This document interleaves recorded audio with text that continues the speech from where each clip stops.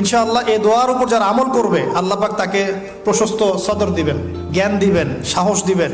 Doctor Zakir Naik এই দোয়াটার উপর খুব বেশি আমল করেন। আপনারা কি দেখেছেন না লেকচারে? এই দোয়াটার ব্যাপক ফজিলত আছে। তো মুসা আলাইহিস সালাম বলছেন, আল্লাহ আমার এই সমস্যা, আল্লাহ বলছেন এই দোয়া করো, রব্বিশ রহলি সদরি। আমরা কি দোয়া করবো তাহলে? রব্বিশ রহলি সদরি, আল্লাহ আমার এই কলিজাটা বড় করে দাও। মানে আমার কলিজা বড় করো মানে কি? সাহস বাড়িয়ে দাও। দিনের দাওয়াত দেওয়ার জন্য কি লাগে? সাহস। আমার সাহস বাড়িয়ে দাও। একজন আলেম বলেছিলেন 3টা জিনিস লাগে, জ্ঞান, সাহস, ধৈর্য। দিনের দাওয়াত দিতে এবং দিন বিজয় করতে 3টা জিনিস লাগবে, জ্ঞান, সাহস, ধৈর্য।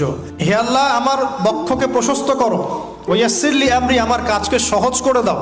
আমার কাজ সহজ নয়, কাজটা সহজ করে দাও। ওয়াহলুল উকদাতাম মিন লিসানি, আমার জড়তা আছে জিহ্বায়, দূর করে দাও। ইয়াফকাহু কওলি, যাতে করে আমার কথা মানুষ বুঝতে পারে। ডক্টর জাকির নায়েক এই দোয়াটার উপর খুব বেশি আমল করেন। মুসা আলাইহিস সালাম কে আল্লাহ পাক ফিরআউনের কাছে পাঠিয়েছেন। কোরআনের পাতায় পাতায় মুসা ফিরআউন, মুসা ফিরআউন, মুসা ফিরআউন। আল্লাহ পাকের কি অলৌকিকত্ব, মানে কি নিদর্শন! যেখানে আবু জেহেল সেখানেই মুহাম্মদ, যেখানেই আজার সেখানেই ইব্রাহিম, যেখানে ফিরআউন সেখানেই মুসা। তাহলে এই যুগেও যেখানেই যত বেশি করাপশন, যত বেশি অন্যায় অবিচার, সেখানে তত বড় মুমিনের জন্ম হবে ইনশাআল্লাহ। তো আল্লাহর পক্ষ থেকে নবুয়ত পাওয়ার পরে তিনি দোয়া করছেন, আল্লাহ আমার এত সাহস নাই, আমার এত সাহস নাই, শক্তি নাই, আল্লাহ আমি দুর্বল। তার মধ্যে একজন মানুষ আমার এক থাপ্পড়ে মারা গেছে ওদের ওখানে, থাপ্পড়ে না সরি ঘুষি, ফাওয়াকাযাহু ফাকাদা আলাইহি, এক ঘুষি দিয়েছেন।